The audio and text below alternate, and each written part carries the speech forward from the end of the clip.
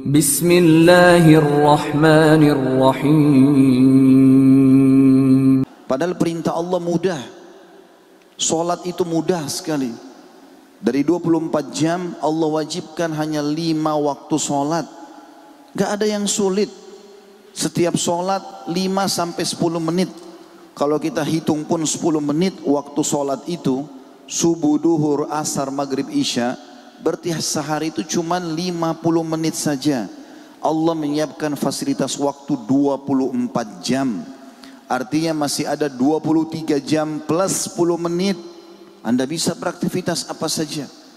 Kalau dengar azan, hayya 'alas shalah, hayya 'alal falah, ayo kerjakan solat, absen, Allah panggil, datang ke rumahku, ayo menuju kepada kemenangan. Pasti beruntung kalau solat. Di dunia tenang, di akhirat menang, aman. Tapi subhanallah, mikrofon masjid cuma masuk di telinga kanan, keluar telinga kiri. Tetap beraktivitas, ngobrol kosong, bahkan duduk di sebelah masjid. Muadzin itu teman-teman sekalian hanya orang yang ditugaskan oleh Allah. Mau orang Arab, mau orang bule, mau orang hitam dari Afrika, mau orang Melayu, kalimatnya sama. Hayya 'alas shalah, hayya 'alal falah, memanggil semuanya. Kenapa tidak mau sholat? Kenapa masih lalai dalam sholatnya? Kenapa Al-Quran hanya menjadi hiasan tembok dan rak-rak buku kita? Tidak mau dibaca, tidak mau dipelajari. Penyesalan terakhir teman-teman sekalian. Hati-hati. Demi Allah, orang yang meninggal dunia pada hari kiamat nanti, mereka berharap kembali ke dunia untuk sujud sekali saja. Maka berharap kembali ke dunia untuk senyum dengan saudara muslimnya, untuk bakti dengan orang tuanya. Dan kalau mereka diberikan kesempatan hidup, mereka akan meninggalkan semua pelanggaran dan mereka akan meluruskan para pelaku-pelaku pelanggaran itu. Tapi teman-teman, jangan tunggu penyesalan itu.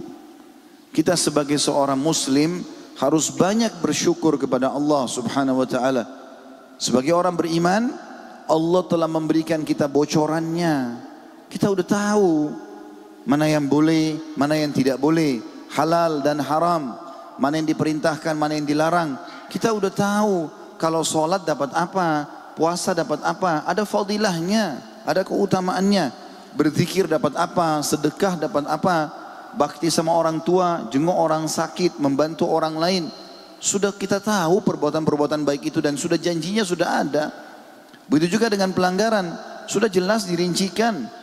Ada zina, ada riba, ada bohong, ada segala macam pelanggaran. Dan ada ancamannya. Tinggal dibaca. Kita sudah tahu bocorannya pada saat mati seperti apa keadaan orang beriman. Kita sudah tahu bocorannya bagaimana orang mukmin kalau meninggal dunia. Dan bagaimana orang kafir kalau meninggal dunia. Bagaimana alam barzah, kuburan. Bisa jadi taman dari taman surga, lubang dari lubang neraka. Kita sudah tahu hari kebangkitan. Orang-orang banyak tidak faham masalah itu. Kita tahu bagaimana kebangkitan dibangkitkan pada hari kiamat. Banyak dalil menjelaskan masalah itu. Sampai kata Nabi SAW, kalian akan dibangkitkan pada hari kiamat telanjang badan, tidak punya alas kaki, tidak terkhitan. Maka Aisyah berkata, ya Rasulullah, kalau begitu orang saling lihat-melihat. Kata Nabi SAW, wahai Aisyah, pada waktu itu bukan seperti yang kau bayangkan lagi. Gak ada orang berpikir syahwat lagi. Dia berpikir bagaimana menyelamatkan dirinya. Di depan matanya neraka dengan gemuruhnya, ya, dengan siksaan-siksaan yang disiapkan oleh Allah.